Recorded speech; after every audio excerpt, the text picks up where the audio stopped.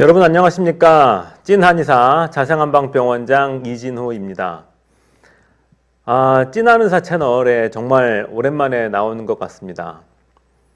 찐한의사의 영상이 자꾸 안 올라오니까 많은 분들이 찐한의사 망했냐 접었냐 뭐 이런 말씀 많이 하시는데, 망하지도 않았고 접은 적도 없는데 사실 최근에 많이 바빴어요. 뭐 여러분 여기 들어와 계신 분들은 많이 아시겠지만 뭐 최근에 한의계의 여러 가지 중요한 일들도 많고 또 병원도 일이 많다 보니까 조금 신경을 못 쓴 것은 인정하고 있습니다.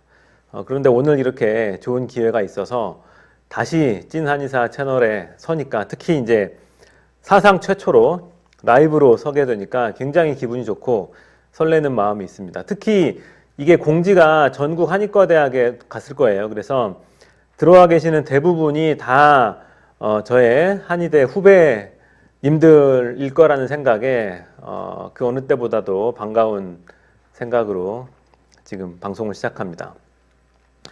원래는 저희가 해마다 그 일반 수련 인턴 채용 설명회를 각 병원으로 돌아다녔어요. 저희가 병원이고 앞으로 긴 세월 동안 진료를 함께 할, 우리의 뜻을 같이 펼쳐나갈 한의사를 뽑는 이 과정이 굉장히 중요한 과정이거든요. 저희 병원에서는 인턴 채용을 정말 중요한 채용으로 생각을 합니다. 채용도 중요하지만 그 전에 아주 훌륭한 인력들이, 훌륭한 인재들이 우리 병원에 좀 지원을 해 주십사라고 해서 전국의 한의과대학을 돌아다니면서 광고도 하고 했는데, 올해는 그걸 못했어요. 코로나 때문에. 그래서 이렇게 영상으로나마 막판에 여러분께 채용 설명회를 제가 찐한의사 채널을 통해서 가지고 싶다라고 말씀을 드렸습니다. 들어와 계신 많은 분들, 지금 한 100명 좀 넘게 들어오시는 것 같은데 감사드리고, 대부분이 지금 본사 학생들이 아닐까 생각이 드는데, 이 시기가 지금 본사 지금 11월 말이니까 공부 이제 시작하면 되죠. 국시 공부 시작하면 됩니다. 지금 한 12월 시작할 때까지는 아주 활발하게 공부를 하시고, 제 기억에는 12월부터는 거의 이제 굳히기에 들어갔던 것 같아요. 문제 위주로 탐구하고 알았던 거 확인하고 이런 거 많이 하지 않았나 싶습니다. 여러분 인턴 시험을 아무리 잘 봐도 국시에 실패하면 아무런 의미가 없습니다. 국시 공부 열심히 하시고요. 오늘 이 시간만큼이라도 좀 편안하게 들으면서 여러분 피로도 풀고 내 미래에 대한 설계도 하시는 시간 되셨으면 좋겠습니다. 먼저 제가 우리 채용 설명을 위한 자료를 좀 준비했어요. 그 자료를 보면서 설명을 드리고 그 이후에 실시간 채팅으로 여러분과 함께 질의응답 가지는 시간을 갖도록 하겠습니다. 네, 2021년에 일반 수련의를 뽑는 이 채용 설명회를 시작하도록 하겠습니다. 네, 저희 병원의 전경 사진입니다. 지금 저희 강남 자생한방병원이 이렇게 생긴 건물이고요. 실제 사진이죠. 강남구 논현역 2번 출구 앞에 있습니다. 강남대로에 있어요. 강남역까지 걸어서 접근 가능합니다. 아주 요지에 건물이 있고 지상 15층, 지하 6층 규모의 건물을 전체를 다 한방병원이 사용하고 있습니다. 저희가 압구정에 있다가 여기로 새로 건물을 올려가지고 이사 온 지 한 3년 됐어요.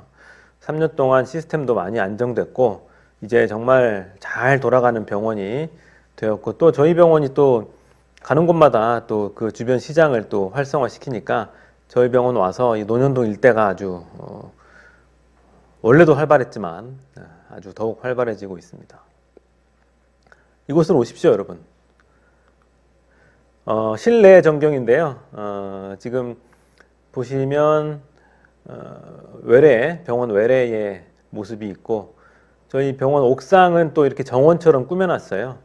그래서 환자분들 산책도 하시고 쉬게도 할 수 있는 공간이 있고, 또 이 입원실 하나를 샘플로 보여드리고, 병원 로비의 전경입니다. 이런 병원으로 오십시오, 여러분. 네, 그래서 오늘은 선발 과정 그리고 수련 과정, 우리 자생의 비전, 그 후에 이제 질의응답 시간을 가지도록 하겠습니다. 여러분 아직 원서 안 쓰셨죠? 지금 원서 쓸 때 안 됐죠? 원서 지금 쓰고 계신 분도 계시고 조만간 이제 원서를 접수를 하는데 일단 원서 내신 걸 가지고 서류 전형을 합니다. 서류를 아주 성의 없게 쓰시거나 아주 뭐 보기도 좀 그렇게 쓰시면 면접 보라고 연락이 안 갈 겁니다. 서류를 정성껏 써주시고 자기소개서 그리고 내가 왜 자생에 지원하는지 그 동기와 모티브 그리고 수련을 통해서 어떤 걸 얻고 싶은지 진솔한 자신의 모습을 서술을 해주시면 저희 면접관들이 상세히 다 읽습니다. 다 읽어보고 면접 때 그것들을 다 참고하기 때문에 정독을 하기 때문에 성심성의껏 잘 쓰시면 결코 아쉬울 게 안타까울 게 없다. 충분히 자기의 장점을 잘 어필해 주십사 말씀을 드리고 그 다음에 이제 여러분 국시 잘 보고 나서 국시 끝나면 그 다음 주인가 그 다음 주쯤에 이제 면접을 볼 거예요. 면접은 한 명만 앉혀놓고 보진 않습니다, 여러분. 한 조를 이루어서 여러 명이 한 조를 이루어서 저희 이제 면접관들 여러 명의 면접관들과 다대다로 이렇게 구술 면접을 합니다. 그 자리에서 내 경쟁자들과 같이 앉아 있는 거잖아요. 그때 정신을 바짝 차려야 됩니다, 여러분. 나 혼자 들어가면 모든 포커스가 나한테만 맞춰지지만 여러 명이 같이 앉아 있을 때는 여러 명을 같이 앉혀놓는다는 것은 면접관들은 비교해서 보고 싶다는 거예요. 그런 뜻을 잘 캐치하시는 게 좋고 여러 명이 앉아 있는 가운데서 진솔한 자기 모습 그리고 개성 있는 자기 모습을 어필을 해주시고 자신감 있고 정확하게 그리고 기회가 한 번씩은 꼭 옵니다. 자기한테 기회가 왔을 때 그 기회를 잘 잡아서 어필을 하세요. 발언을 하세요. 기회가 또 오겠지라고 넘어가 버리면 하다가 그냥 면접이 끝나버리고 아쉬움을 가질 수 있습니다. 논리적으로 자기 생각 잘 어필하시면 되고요. 너무 막 튀는 모습도 별로 사실 면접관들은 좋아하지 않아요. 왜냐하면 이렇게까지 라이브에 들어오신 분들이니까 말씀드리면 수련 생활은 조화가 굉장히 중요합니다. 여러 명의 자기 동기들과 힘든 일을 같이 겪어 나가야 하기 때문에 조화가 굉장히 중요해요. 그래서 제가 지금 이 자리에서는 굉장히 튀는데 쟤를 뽑아놓으면 자기 연차들하고 화합이 안 되겠다. 좀 걱정이 될 수 있어요. 그런데 또 한편으로 너무 소극적이다. 그럼 환자한테도 저럴까? 그렇게 걱정할 수 있어요. 적당히 아주 모범적이면서도 밝고 좀 이렇게 화합의 중심이 될 수 있는 그런 모습을 보여주는 인재를 가장 선호한다 라고 보시면 됩니다. 자생한방병원의 면접에 대해서 많은 얘기들이 있고 오해들이 있어요. 제가 들은 것만 해도 여자는 안 뽑는다. 그렇지 않습니다. 여자 수련이들 많이 있어요, 지금. 그리고 덩치가 커야 된다. 그렇지만도 않습니다. 잘생겨야 된다. 그렇지만도 않습니다. 다만 저희가 보는 것은 뭐냐면 저희는 환자를 치료하는 한의사예요. 의료인입니다. 환자가 일단 의사를 만나서 대화를 하고 이 사람한테 치료를 받을 때 긍정적인 인상을 가지고 이 사람한테 내 몸을 맡겨도 되겠구나, 내 병이 낫겠구나 라고 하는 사람한테 치료를 받아야 효과가 좋아요. 그 말은 내가 왜소하냐, 크냐, 아니면 원래 잘생겼냐, 못생겼냐의 문제가 아니라 내가 얼마만큼 내 자신을 잘 관리했느냐, 내 자신이 환자로 하여금 믿음을 가질 수 있도록 내 자신의 장점을 얼마나 아름답게 잘 표현해서 어필하느냐가 중요합니다. 남성이냐 여성이냐 아무렇지도 않아요. 다만 잘생겼냐 못생겼냐 아무렇지도 않지만 환자에게 긍정적인 모습으로 다가갈 수 있는 의료인의 모습이냐 아니냐는 봅니다. 그렇기 때문에 국시 공부 지금 뛰들어 계시더라도 잘 계획하셨다가 국시 이후에 면접 때까지만이라도 자기 자신을 잘 가꿔서 오시면 그 모습이 면접에 잘 반영이 될 것이다 라고 믿습니다. 면접까지 보고 나면 이제 서류 전형, 그 다음에 면접 평가, 그리고 여러분 학부 성적도 요새는 봅니다. 얼마나 이 사람이 지난 6년을 성실하게 살았느냐, 성적이 안 좋은 사람은 제가 꼭 면접 때 물어봐요. 너는 이 성적에 대한 변이 있느냐? 그러면은 저는 뭐 이렇게 하다가 이랬습니다. 그랬을 때 제가 설득이 되면, 면접관들이 설득이 되면 그럴 수도 있겠구나 하지만 뭐 누가 봐도 쟤는 불성실하게 살았네 라고 하면 아무래도 마이너스가 되겠죠. 그리고 국시 성적 봅니다. 국시에 탈락하면 들어올 수가 없겠죠. 이와 같은 선발 과정으로 여러분들을 선발하게 됩니다. 이렇게 해서 합격하신 분들 들어오시게 되면 어떤 과정을 통해 수련을 받느냐, 저희가 수련의 전반적인 과정을 딱 요 세 가지로 요약해서 말씀드릴 수가 있을 것 같아요. 임상, 그리고 연구, 교육입니다. 수련 과정은 말 그대로 수련이기 때문에 교육을 빠뜨릴 수가 없습니다. 그래서 임상에 대한 교육뿐만이 아니라 학술적인 교육, 그리고 뭐 여러 가지 다른 교육들이 이제 인성에 관한 교육, 그리고 환자를 대하는 태도와 마인드에 대한 교육도 병원에서 실시합니다. 왜냐하면 우리는 훌륭한 임상의를 만들어내기 위한 교육에 초점이 맞춰져 있습니다. 그렇기 때문에 그것을 위한 교육을 굉장히 타이트하게 시키는 편이고, 그 교육은 분명히 말씀드리면 학교에서 배우는 교육하고는 완전히 다릅니다. 학교에서는 여러분들 그냥 책상에 앉아 계시고 교수님이 강의를 해주시고 듣고 싶은 사람 듣고 말고 싶으면 말고 내가 시험 보고 이렇게 하는 개념인데, 이 교육은 그냥 일방적으로 가르쳐주는 교육이 아닙니다. 내가 업무를 하면서, 여러분 들어오면 업무를 하게 돼요. 월급쟁이에요. 월급 나갑니다. 내 월급을 받고 일을 하면서 배우는 교육입니다.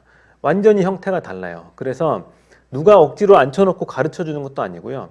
내가 일을 하면서 배우고 그 배운 것들을 내 업무에 잘 녹여서 실행할 때 그게 정당한 평가를 받는, 진짜 말 그대로 야생에 들어와서 교육을 받는다라고 생각하시면 되고, 그러한 교육은 정말 살아있는 교육이고, 그게 내 몸에 배웠을 때 여러분들이 나중에 한의사로서 정말 훌륭한 한의사가 될 거다라고 믿어 의심치 않습니다.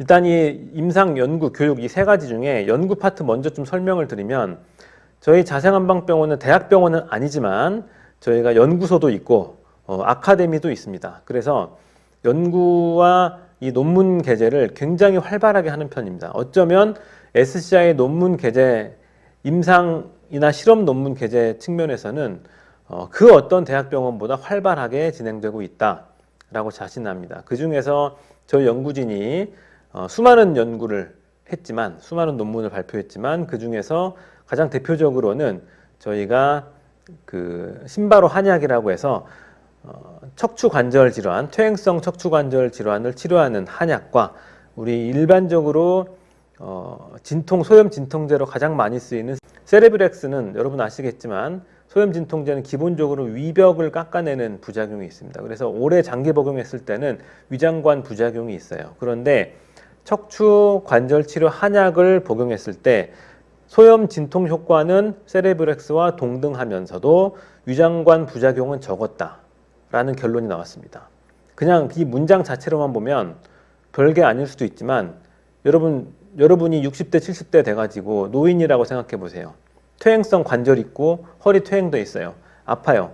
평생을 약을 끊지 않고 먹을 수밖에 없다고 생각했을 때에 먹어서 배가 아프면 어쩌겠어요. 얼마나 삶의 질이 떨어지겠습니까? 점점 고령화 사회도 되는데, 근데 이러한 고령화 사회에서 노년층들이 평생을 약을 먹으면서도 속이 안 아프고 무릎도 안 아프고 살 수 있다면 얼마나 큰 의미가 있습니까? 이런 연구들을 대학병원들과 같이 연구를 해서 SCI 논문에도 게재하고 하고 있습니다. 여기에 수련이들이 다 참여합니다. 저희 자생의 대표 침법, 동작 침법이라고 해서 MSAT, 모션 스타일 아큐펑처 트리트먼트가 있는데, 척추 너무 아파서 걷지도 못하고 실려온 사람이, 이 사람은 이 상태로 보면 입원해야 돼요. 안 그러면 일상생활을 할 수가 없어요. 그런데 그 자리에서 바로 추나를 좀 하고 이렇게 세워서 침을 놓은 상태로 양측에서 한의사가 부축해서 걷게 합니다. 걷다 보면 이게 통증과 이 굳어짐의 악순환의 고리가 점점 깨져요. 그래서 동적 평형이 이루어지고 어느 정도 걸을 수가 있습니다. 물론 좀 아프죠. 통증은 있지만 입원해야 될 사람이 외래 치료할 수 있다. 직장 다니면서 치료받을 수 있다라는 이런 사회 경제적인 큰 의미도 있습니다. 그래서 이런 동작침법이 과연 초창기에 진통제 주사, 디클로페낙 주사 맞는 것과 어떻게 다른가 비교 임상을 하는 겁니다. 그래서 초기에 극초기에 그날 바로 통증이 줄고 기능 회복이 얼마나 되느냐를 비교했을 때 동작침법이 훨씬 더 우수했다라고 해서 요거는 통증 분야의 아주 저명한 학술지인 페인지에 게재가 됐습니다. 이 역시 자생척추관절연구소와 수련희 선생님들이 참여해서 같이 연구를 했습니다. 여러분 수련생활 4년 하면서 내 이름으로 그리고 내가 참여한 임상연구 그리고 어떻게 연구를 하는 건지 연구 방법론 그리고 논문 어떻게 쓰는 건지 어떻게 게재하는 건지 한 번도 체험하지 못하는 사람도 많습니다. 수련을 안 하게 되면 무조건 참여를 거의 못하게 되겠죠. 근데 자생해서 수련하게 되면 이러한 모든 과정을 다 배우고 의무적으로 체험까지 하시게 됩니다. 저희가 자생 수련이 4년을 졸업을 하기 전에 개인당 한 편씩 SCI 논문을 게재하도록 하고 있습니다. 의무적으로 게재하도록 하고 무조건 너 논문 써가 아니라 처음 기획 단계에서부터 연구, 논문 작성, 게재까지 연구소에서 다 챙겨서 도와주면서 가르쳐주면서 결국에는 자기 이름으로 논문을 한 편을 내게 해줍니다. 게다가 논문의 게재가 성공하면 거액의 장학금도 줍니다. 그래서 자생해서 수련하면서 적어도 연구에 대해서 그리고 뭐 한의학의 뭐 근거 수준이 낮다, 뭐 연구 방법론이 약하다 하잖아요. 자생해서 수련하면 그러한 것들을 다 경험해 본 인재들이 나오게 됩니다. 이 사람들이 나중에 결국에는 임상에서 많은 활약을 하면서도 연구에도 마인드를 가지고 환자를 대할 거예요. 그게 한의학의 발전이라고 생각합니다. 그래서 지금 한 3년 됐어요. 3년 동안 연속으로 수련이 전원이 SCI급 논문을 게재했습니다. 여러분도 들어오시면 하시게 될 거고 어렵지 않게 하실 수 있도록 도와드립니다. 자, 다음으로 임상입니다. 풍부한 임상례를 경험할 수 있게 해드립니다. 저 아시겠지만 자생한방병원 척추 전문 한방병원입니다. 척추 관절 전문이고 목 디스크, 허리 디스크, 관절염, 무릎 관절염, 어깨, 오십견, 퇴행성 디스크 이런 것들 전문입니다. 그래서 이런 환자들이 거의 90% 이상을 차지해요. 그 중에는 교통사고 환자분들도 계시지만 교통사고 환자도 대부분은 목 아파요, 허리 아파요예요. 그렇기 때문에 근골격계 환자에 대해서는 그 어느 곳에서 수련받는 것보다 환자를 많이 볼 수 있다. 무림의 강호가 이런 말을 한 적이 있다고 해요. 1000가지 발차기를 가진 사람은 무섭지 않으나 한 가지 발차기를 1000번 한 놈은 무섭다. 이게 임상에 나와보시면 아시겠지만 결국에는 무슨 싸움이냐면 많은 케이스를 경험해 본 싸움입니다. 치료 많이 해본 놈, 많이 임상 경험해 본 놈이 무조건 장땡이에요. 임상해보면 환자로부터 배우는 거거든요. 환자한테 배우는 게 제일 많아요. 근데 임상하려고 했는데 환자가 없어. 아니면은 인턴 레지던트 들어갔는데 환자가 없어. 그럼 뭘 배우겠어요? 근데 저희는 임상례가 넘쳐난다. 적어도 척추관, 여러분 한의사 면허로 앞으로 계속 할 거면은 죽을 때까지 척추 관절 질환은 가장 많이 볼 수밖에 없어요. 물론 나중에 패러다임이 어떻게 될지 모르겠지만 적어도 지금으로서는 척추 관절 질환 평생 봐야 됩니다. 근데 수련이 4년 동안에 질리도록 척추 관절 질환은 볼 수가 있어요. 그러면서 뭐 하냐? 그 환자로부터 배우는 겁니다. 그게 여러분 아무렇지 않은 것 같지만 4년간 그냥 시키는 거 하면서 그 환자만 봐도 배우는 게 어마어마합니다. 풍부한 임상례를 경험할 수 있다. 뭐 환자도 많고 저희 병상도 지금 강남 위주로 설명을 드리고 있지만 전국에 21개 병원이 있고 병상도 아주 많고 연간 진료 횟수가 2019년 기준으로 198만 회더라. 이렇게 많은 임상례가 있다. 그 임상례를 여러분들 그냥 치료하는 게 아니라 정말 앞선 치료 기술을 활용할 수 있는 기회를 가질 수 있다. 저희 자생한방병원에서 전국 최고의 수준의 탕전실에서 개발하고 만든 한약. 이 한약도 제형이 굉장히 다양하게 있어요. 탕약뿐만이 아니라 환제, 산제, 농축액, 그리고 저희 약제는 또한 HGMP 전국에서 최초로 실사받았습니다.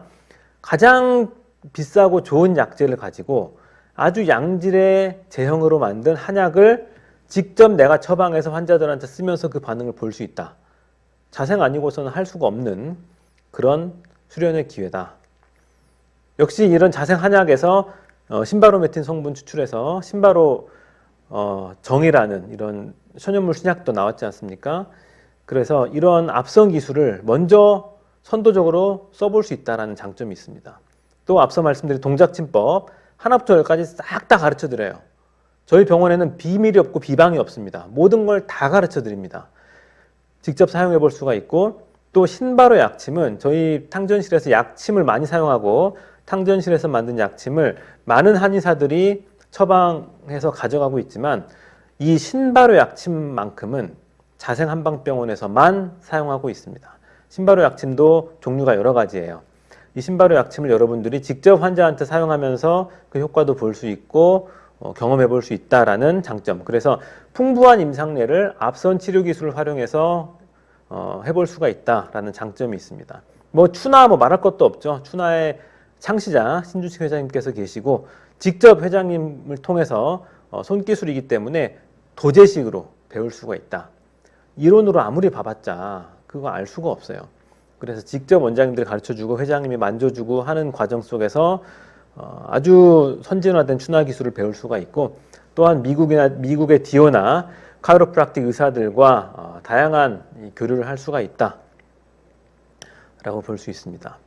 그래서 4년 동안 수련하면서 저희는 완전체의 임상의를 길러내기 위해서 노력합니다. 그래서 처음에 인턴 그리고 아론 기간 동안은 주로 이제 병동에서 살게 돼요. 병동에서 입원 환자들을 케어하면서 배우게 되고, R2가 되면 이제 외래 쪽으로 나와서 예진부터 시작합니다. 막 처음 온 초진들을 스크리닝을 해서 어디 아프세요부터 시작해서 여러 가지 병력 청취를 하는데, 그게 별거 아닌 것 같지만 계속해서 여러 사람을 병력 청취를 하다 보면 쭉 그냥 듣고만 있어도 그 환자에 대한 모든 것들이 머릿속에 쫙 엑셀처럼 정리가 됩니다.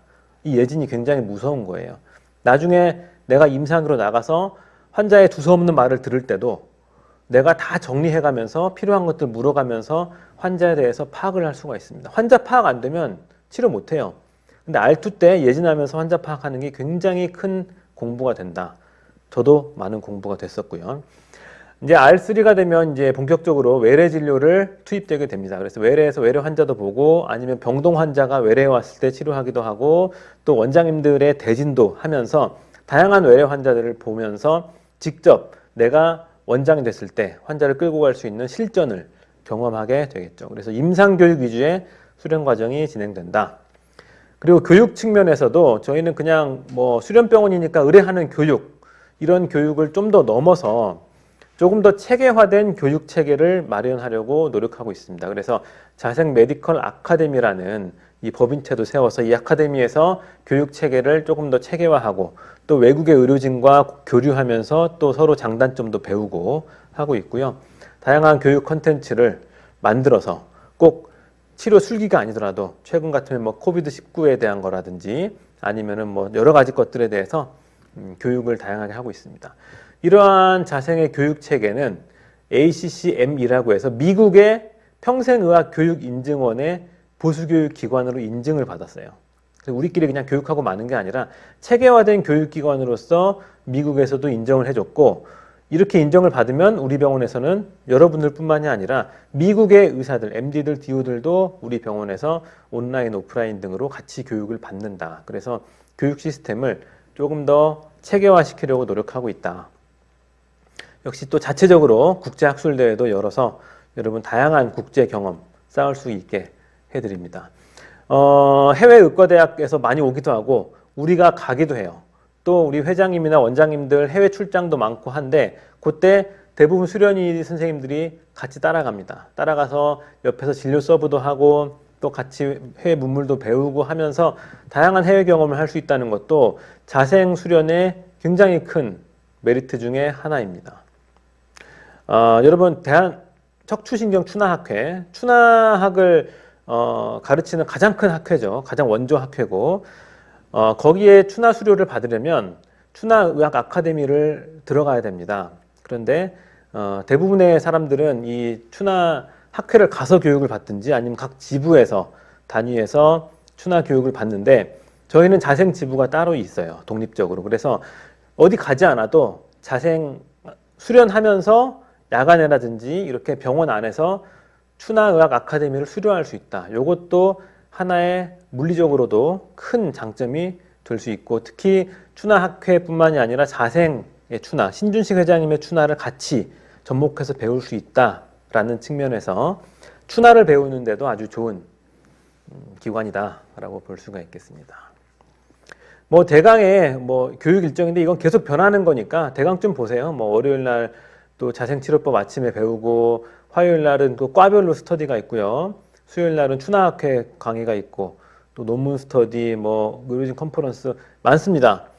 공부하기 싫다, 일하기 싫다, 귀찮다 안 오셔도 되지만 나는 이 4년 동안 한의사 면허증을 따고 이 4년 동안 진짜 뭔가를 잘 경험해보고 웰메이드 된 시스템에서 경험도 해보고 배우고 싶다. 정말 이 4년 불태워보고 싶다라는 의지가 있으신 분들 후회 없이 선택하실 만하다라고 말씀드리고 싶습니다. 아까 말씀드린 것처럼 인턴 때, 아론 때 주로 병동 주치이고요. R2 때 이제 회장님 옆에서 서브를 하는 서브 닥터실 그리고 척추관절 연구소입니다. JSR 연구소에서 연구를 배우기도 하고 또 예진도 하고 또 국제진료팀에서 또 해외 환자들을 대하기도 하고 이런 것들 배우다가 R3 되면 본격적으로 이제 외래 진료에 투입되게 된다. 연간 일정이네요.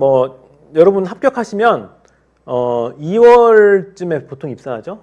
2월 말쯤에 아마 입사할 거예요. 그때부터 3월 동안 이제 집중적으로 교육을 받게 되고 이제 4월부터 한 10월까지가 이제 가장 이제 좋게 말하면 꽃 피우는 기간, 교육이 꽃 피우는 기간, 나쁘게 말하면 빡센 기간입니다. 이때 눈 딱 감고 빡세게 일하시고 11월부터는 업무가 좀 바뀌어요. 그래서 그 다음 연차 업무로 넘어가거든요. 그렇기 때문에 3월부터 11월까지 눈 딱 감고 인턴 생활 쫙 하시면 그 다음부터는 내 아랫 연차도 들어오고 일도 조금씩 풀리고 하면서 점점 이제 살맛 나면서 인간답게 살면서 휴식도 취하고 또 배우기도 하면서 삶의 질이 쭉 올라가는 일만 있다. 인턴 때 힘들지 않다라는 거짓말은 하지 않겠습니다. 근데 인턴 때 힘들어 놓는 거는 굉장히 살면서 큰 도움이 돼요. 특히 인턴 때는 시간에 맞춰서 일하는 것이 숙달이 됩니다. 그래서 인턴을 겪어본 사람들은 저도 지금도 모든 것을 시간에 딱딱 맞춰서 하는 버릇이 돼요. 사회에 나와서 굉장히 좋은 버릇이 됩니다. 그래서 어떤 일을 완성도 있으면서도 시간에 딱 맞추고 그걸 거기에 시간에 맞춰서 일하는 것에 내 라이프 사이클을 맞춰서 일할 수 있는 그 습관이 생기면 그 이후에는 어떤 일을 하더라도 정말 수월하게 할 수 있다라고 생각하시고 이 기간 힘들지만 딱 버티시면 좋은 일이 있을 겁니다. 요건 원래 인턴 입사할 때 해드리는 말인데 여러분께 오늘 해드렸네요. 대강의 하루 인턴의 일과네요. 아침에 일찍 일어나서 열심히 살면 됩니다. 네, 아까 말씀드렸지만 국내 최고의 수련 환경입니다. 강남대로 논현역, 강남역 도보 진입 가능. 아무튼 신축 건물에서 3년 된 신축 건물에서 아주 쾌적한 환경에서 먹고 자고 또 교육받을 수 있다라는 장점이 있다라는 거 다시 한번 어필드리고 저희가 특히 보건복지부에서 의한협진 우수기관으로 선정이 됐어요. 저희 병원에 의사 선생님들이 5분 계십니다. 5분 계시고 한의사 선생님들하고 다양하게 협력을 하면서 진료를 해요. 또한 이 의사 선생님들이 수련 선생님들께 직접 교육도 해줍니다. 영상 판독하는 거, 그 다음에 여러 가지 것들을 직접 교육을 해주기 때문에 한방뿐만이 아니라 의학에 대한 기초 지식을 배우는데도 도움이 되고 협진의 모델을 옆에서 보면서 아, 이런 게 장점이구나. 내가 앞으로 나중에 원장 됐을 때 어떻게 활용해 볼 수 있겠구나라는 계획을 세울 수 있다라는 장점이 있고 EMR, 굉장히 중요한 건데 끝에 나왔네요. 효율적인 원내 EMR, 이 전자 차팅 시스템이 굉장히 중요합니다. 업무함에 있어서. 요새는 다 전산으로 하니까 전산이 이제 비효율적이면 일이 힘들어요. 삶이 힘들어집니다. 근데 저희는 자체 전산팀이 있고 여기서 프로그램을 계속 업데이트하고 개발을 하고 있기 때문에 최대한 초점은 진료하는 데에 편리하게, 효율적으로. 그래서 어디에 초점이 맞춰 있냐면 한의사가 컴퓨터 들여다보는 시간에 환자와 눈을 조금이라도 더 맞출 수 있도록 하는 게 초점입니다. 그래서 환자와 얘기하면서도 몇 번의 이것만으로도 완성된 진료 차팅을 할 수 있는 그런 환경을 최대한 구현하려고 해왔고 앞으로도 할 거기 때문에 여러분이 좋은 시스템을 활용해서 아주 양질의 진료를 배우고 해낼 수 있다. 특히 또 영상을 볼 수 있는 이 팍스 장치라든지 랩 검사 등 결과 등이 다 전산으로 뜨기 때문에 아주 편리하게 진료에 활용할 수 있다라는 장점도 있습니다. 그래서 이런 과정을 통해서 수련을 했어. 이제 전문의가 됐습니다. 전문의가 되면 그 다음에 이제 어떻게 할 거냐라는 측면에서 크게 네 가지가 있어요. 원장으로 남는 거죠. 꼭 강남 자생에 남지 못해도 강남에 남을 수도 있고 아니면은 훌륭한 강남 수련의로서 전국의 21개 자생병원에 남을 수가 있습니다. 또한 연구소에서 연구 전담할 원장은 항상 찾고 있습니다. 특히 연구를 잘하는 원장, 연구 잘하는 사람은 선수 많아요. 연구 선수는 많은데 임상에서 연구의 힌트를 가지고 임상에서 연구로 연결되는 것은 여러분밖에 할 수가 없습니다. 자생에서 특히 자생치료법을 이해한 사람이 자생의 연구를 하려면 그것도 여러분밖에 할 수가 없어요. 아무리 연구 선수들을 밖에서 뽑아와도 자생치료법을 이해 못하고 한의학을 이해 못하면 척추관절 질환을 이해 못하면 연구로 연결되는 거 아무 의미 없어요. 그래서 자생치료법을 잘 이해하고 있는 수련의 출신의 연구 전담 원장은 항상 갈망합니다. 그래서 내가 연구의 뜻이 있다? 난 연구의 뜻이 있으니까 자생 아니야가 아니라 연구를 하고자 하면 무조건 임상에서 연구로 연결이 되어야 되거든요. 그래서 연구의 뜻이 있는 분도 지원을 하셔도 된다. 그리고 또 이 한의계 최근에 추나급여화 또 첩약급여화를 하면서 한의계의 정책 얼마나 중요한지 행정과 정책이 얼마나 중요한지 우리 깨달았습니다. 그래서 자생에서 많은 분야에 또 나가 있긴 하고 저도 하고 있지만 행정 및 정책 분야에서도 관심 있는 사람이 있으면 전문가로서 키울 수 있는 인프라가 있고 준비가 되어 있다. 또 이제 나는 내 걸 할 거다. 개원하겠다라고 하는 분들은 개원하시겠죠. 개원을 해도 대부분 자생 출신 원장들이 개원하면 잘 돼요. 왜 잘 되냐? 한 가지 발차기를 적어도 1000번은 했으니까 잘 되는 거고 환자를 어떻게 대해야 되는지 어떤 마인드로 대해야 되는지 병원을 어떤 시스템으로 운영해야 되는지를 4년 동안 눈으로 봤기 때문에 콩나물 시루처럼 물이 그냥 쏟아지는 것 같지만 다 콩나물은 자라나듯이 그게 몸에 배어있다 보니까 원장으로 나가도 잘하시더라. 이런 진료들을 함에 있어서도 수련 과정에 도움이 된다라고 말씀드리고 도움이 된다라는 좋은 말씀만 드리는 게 아니라 드리면서도 제가 이렇게 말씀드리면서 더 나은 수련 환경을 조성해야 되겠구나. 그 책임이 이 말을 하는 나한테 있구나라는 것을 지금 아주 깊이 깨닫고 있습니다. 네, 저희 병원의 비전 간단히 설명드리면 표준화, 과학화, 세계화된 치료법으로 이 전 세계에 비수술 척추 치료를 선도하는 병원이 되고자 합니다. 긍휼지심은 저희 신준식 회장님께서 늘 강조하시는 의료진의 마인드입니다. 아픈 환자를 불쌍히 여기는 마음을 가져라. 그 마음을 가지고 의료를 행해야지 혹여라도 내 개인의 이득을 먼저 생각하거나 금전적인 이득을 먼저 생각하거나 나의 편리를 먼저 생각하면 안 된다라는 말씀을 하시거든요. 긍휼지심, 자생의 비전 속에 기본 철학 속에 녹아나 있습니다. 그래서 이러한 철학을 가진 병원과 함께 성장할 수 있는 역량 있는 한의사 여러분들을 저희가 찾고 있다라고 말씀드리면서 제가 발표하는 동안에 이 실시간 채팅방에 많은 분들이 질문을 올려주셨고 그 중에 몇 가지를 뽑아주셨어요. 이것도 보고 저 채팅방도 보면서 제가 말씀드리겠습니다. 경희대생이 그것도 모르냐라고 핀잔 준 사람 잡아내겠습니다. 그런 저희 병원의 철학에 맞지 않고 그런 일이 없었을 거라고 생각되고, 원내 위계 문화가 어느 정도인지 궁금하다 뽀로로님. 원내 위계 문화는 어느 정도 있습니다. 없으면 안 돼요. 왜냐하면 환자를 다루는, 이 환자의 어떻게 보면 환자 안전과 생명을 다루는 일이기 때문에 항상 긴장하고 업무에 임해야 됩니다. 그런 것에 대해서 어느 정도의 위계 질서는 필요하다라고 생각합니다. 그렇지만 예전처럼 뭐 인간적으로 모멸감을 주거나 비인격적으로 대하는 게 아니라 순전히 많은 경험을 가진 선배가 후배를 대하는 정도의 위계 문화가 형성이 되어 있다라고 말씀드릴 수 있겠습니다.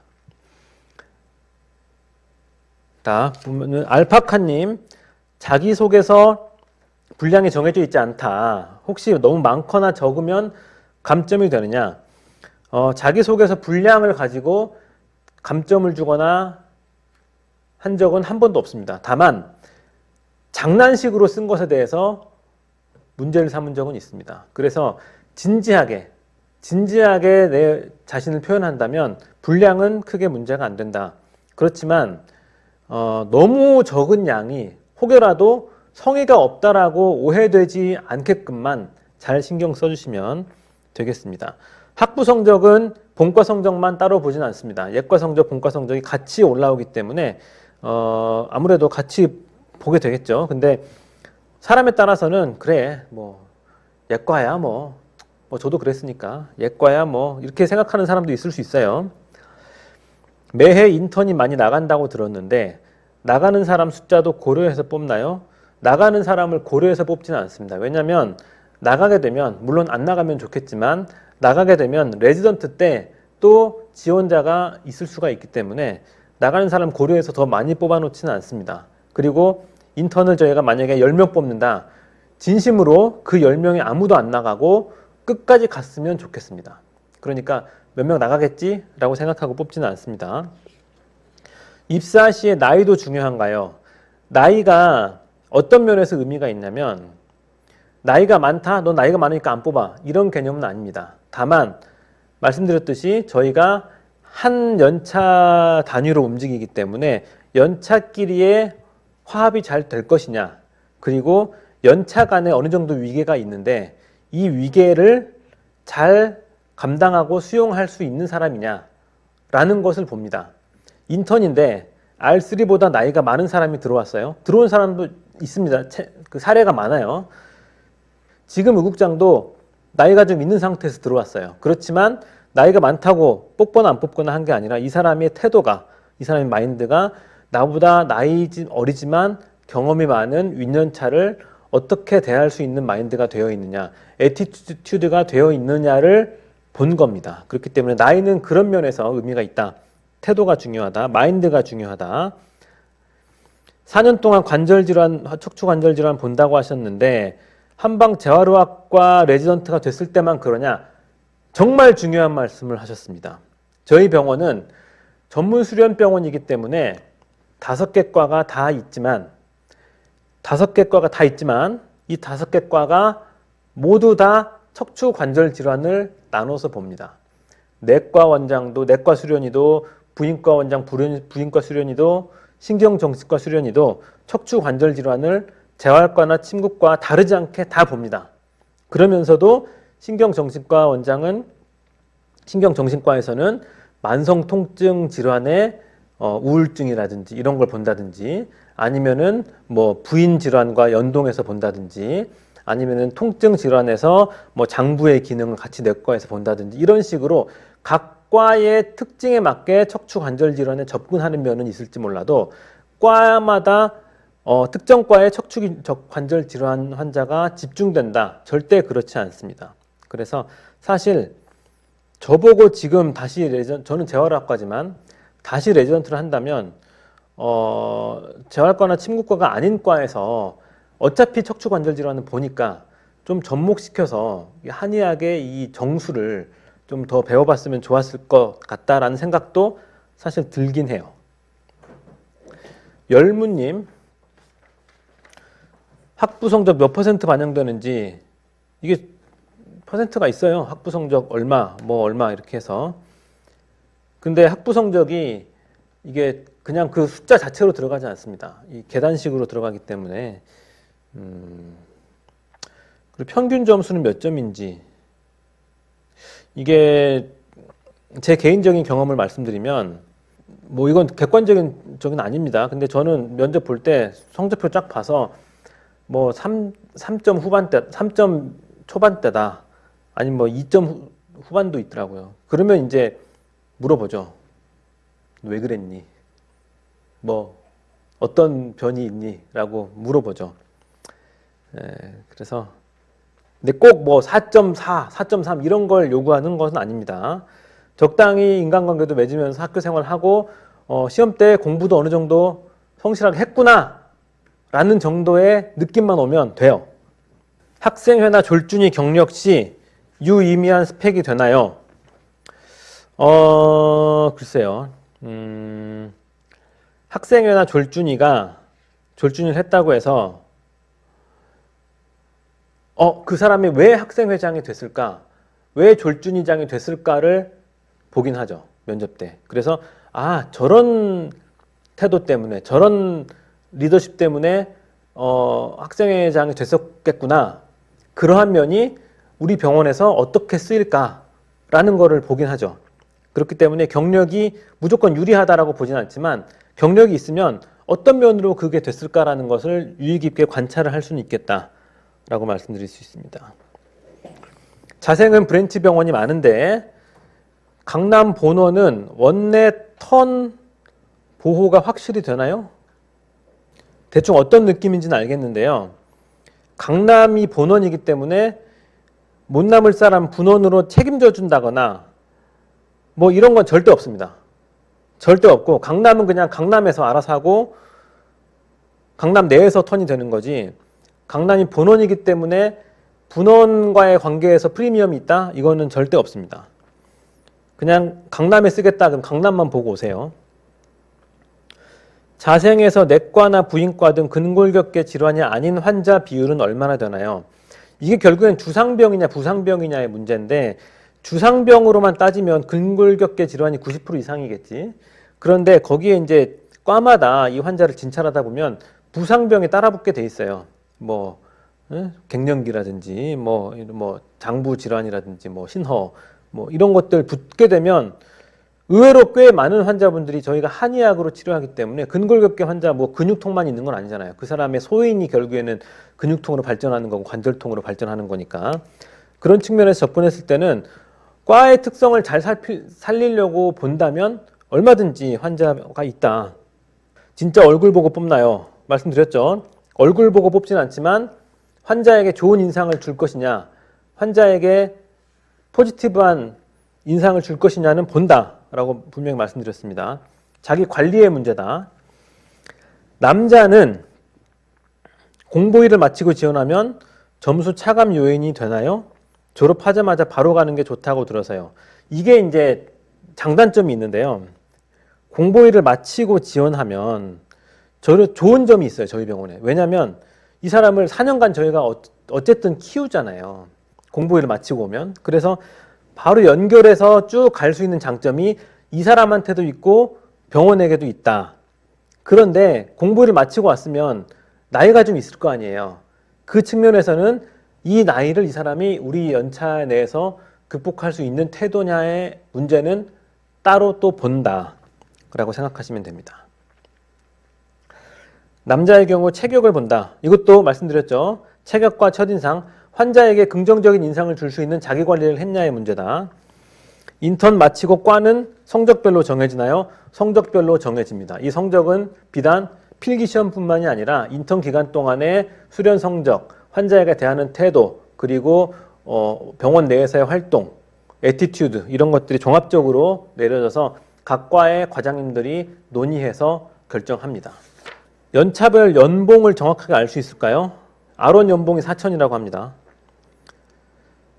경희대생이 그것도 모르냐 핀잔 그런 사실 없고 절대로 있어서는 안 되고 있었다면 제가 좀 더 살피도록 하겠습니다. 진료 원장으로 남는 비율이 얼마나 되나요? 정확히는 모르겠습니다. 근데 그리고 또 신규 브랜치 확장이 없어서 진료 원장으로 남는 게 어렵다라고 들었다. 그렇지 않아요. 요새는 완전 달라졌습니다. 요새는 신규 브랜치 확장이 없어도 환자가 많아서 저희가 그 공유 진료실이라 그래가지고 일단 자리가 있으면 자리가 있는 자리에 원장을 채용하지만 자리가 없어도 그 원장들이 돌아가면서 쉬잖아요. 그래서 또 원장을 배치를 해서 이렇게 진료실을 로테이션 해가면서 쓸 수 있는 원장을 채용을 합니다. 그래서 그 원장이 진료를 하다가 다른 원장의 로스가 생기면 자리가 비면 즉시 바로 또 채용이 되고 하는 이러한 선순환 구조를 만들어 놔서 사실은 원장이 없어서 못 뽑지 자리가 없어서 못 뽑는 경우가 많이 없다. 그리고 또 저는 많이들 좀 남았으면 좋겠는데 요새는 또 많은 분들이 또 공부위 가더니 공부위 끝나고 또 개원하는 사람도 은근히 좀 있어요. 자신의 의지로 개원하는 사람들이 은근히 있습니다. 그래서 뭐 남고 싶은데 못 남는 사람 별로 없고 우리가 남기고 싶은데 안 남겠다는 사람도 좀 있고 해서 그런 식으로 선순환 구조가 돌아가고 있다. 병원 내 회식 문화가 궁금합니다. 술을 많이 먹거나 강압적인 분위기가 남아있는지 궁금합니다.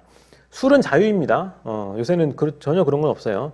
술 안 먹는다고 뭐라고 하는 경우는 절대 없습니다. 회식? 회식해 본 지 언제니? 코로나 때문에 회식도 못하고 있습니다. 그렇지만 회식하면 즐겁고 부족하지 않게 하려고 노력하고 술을 강제하지 않습니다. 술 알아서 먹지 자기들이. 알아서 그만 좀 먹었으면 좋겠는데. 레지던트가 약 처방할 수 있습니다.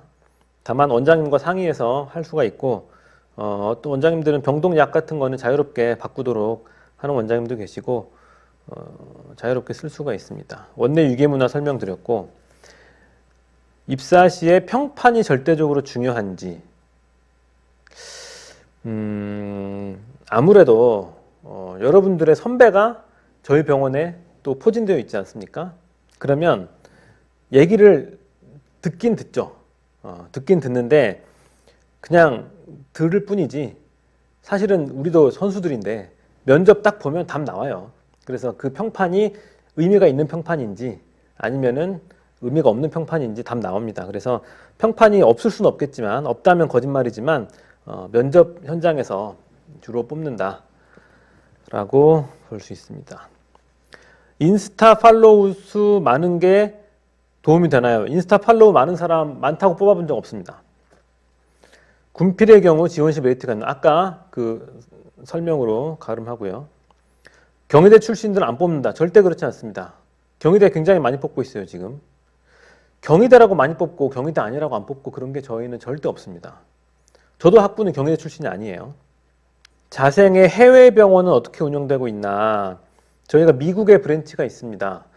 미국에 브랜치가 있고 미국 병원으로 가고 싶다라고 지원하는 분 적극적으로 도와드릴 의사가 있습니다. 그런데 최근에 이 한국 한의사가 미국에 진출하는 길이 많이 어려워졌어요. 중의사가 미국 가는 길도 어려워지고 한의사가 미국 가는 길도 어려워졌습니다. 그렇지만 열려 있습니다. 그 열려 있는 길을 내가 의지를 갖고 하겠다. 나 미국 가고 싶다. 응원합니다. 도와드리겠습니다. 숙소. 인턴 선생님들은 수시로 병동에 접근을 해서 병동 환자들 케어해야 되기 때문에 24시간 병동 업무를 봐야 됩니다. 그래서 24시간 계속 일하라는 건 아닙니다. 그래서 병원 내에 숙소가 있습니다. 그리고 아론 선생님들도 병원 내에 숙소가 있어요. 그렇지만 R2 선생님들 중에서 R2나 R3 중에 이제 집이 멀거나 서울에 연고가 없는 분들은 또 병원 인근에 원룸을 이제 임대를 해서 거기서 숙소를 지낼 수 있도록 해드리고 있습니다. 수련의로서 받을 수 있는 복지나 혜택. 수련의로서 받을 수 있는 복지는 자생의 정 직원들이 받는 복지와 혜택 똑같습니다. 명절 때 상여금 선물 나가고 아무튼 자생 정직원이 받는 복지는 다 받을 수 있다. 연구 주제에 대한 자율성이 어느 정도 주어지느냐? 주어집니다. 그렇지만 이건 해야죠. 봐서 저희가 또 전문 팀들이 있는데 야, 너 이걸로 해봤자 안 될 것 같은 거 있잖아요. 근데 그 안 될 게 뻔한데 막 그냥 자율적으로 하라는 건 아니잖아요. 어느 정도 가이드라인을 주면서 자율성을 존중해 가면서 연구를 하는 거고요. 이런 사람은 절대 인턴으로 뽑지 않는다. 이기적일 것 같은 사람은 절대 뽑지 않습니다. 왜냐하면 저희는 조화를 중요시 여기기 때문이죠. 본의 본삼 올라가면서 퍼센티지를 다르게 하냐? 그런 건 없지만 사실 본과 성적을 아무래도 사람이고 저희도 한의대를 겪어봤기 때문에 본과 후반기 성적을 조금 더 비중 있게 볼 수밖에 없죠. 저희도 다 아니까 현실을. 혹시 4년 일하고 군대 후에 다시 채용을 한다고 했는데 수련 일을 하다가 군복무를 마치고 다시 올 수 있는 건가요? 그렇죠. 그게 원래 정식 가장 많은 루트예요. 가장 많은 수련이가 수련이 끝나고 저 군대 갔다 오겠습니다. 인사하고 그래 잘 다녀와 라고 군대 가 있는 동안에 꾸준히 병원에 인사도 오고 저 잘 지내고 있어요 하면서 막판에 이제 저 곧 끝나는데 병원에 지원하고 싶어요. 그래 뭐 지원해봐 라고 해서 남는 경우가 정식 루트다라고 이해하시면 되고요. 대학원 다닐 때 석박사, 재활학과 아무 상관없습니다. 석박사 자유롭게 하시면 되고 저는 참고로 본초하겠습니다. 연구원장 채용 시에 연구원장 채용할 때 연구 능력이나 이런 걸 보지만 아무래도 자생 출신이 자생 치료법을 잘 이해하고 있기 때문에 어드밴티지가 있겠죠. 다시 보기 이거 라이브로 끝낼까요? 아니면 계속 올려놓을까요? 그거 좀 이거 끝나고 다시 논의하기로 했는데 다시 보기를 해놓으라는 요구가 많으면 뭐 올려놓겠습니다. 질의응답을 잘 했나요? 여러분 도움이 되셨는지 모르겠습니다. 아무쪼록 자생한방병원 지금까지 많이 성장해왔고 노력해왔고요. 지금도 그 어느 때보다 많은 포텐을 가지고 노력하고 있습니다. 노력하고 있기 때문에 자생과 같이 앞으로 성장하고 싶으신 인재들 찐 한의사와 같이 좀 해보고 싶다라고 하시는 인재들 원서 잘 써가지고 봉투에 담아서 들고 오십시오. 온라인 접수 되나? 온라인 접수도 된답니다. 어느 정도 정리가 된 것 같으니까 찐한의사 최초의 라이브 방송 이쯤에서 마치도록 하고 아무쪼록 자생한방병원 많이 관심 가져주시고 여러분들 국시 공부 열심히 하시고 어쨌든 자생에 오든 안 오든 같이 한의사 동료로서 동반 성장할 수 있도록 저도 항상 노력하는 찐한의사 되도록 하겠습니다. 여러분 감사합니다.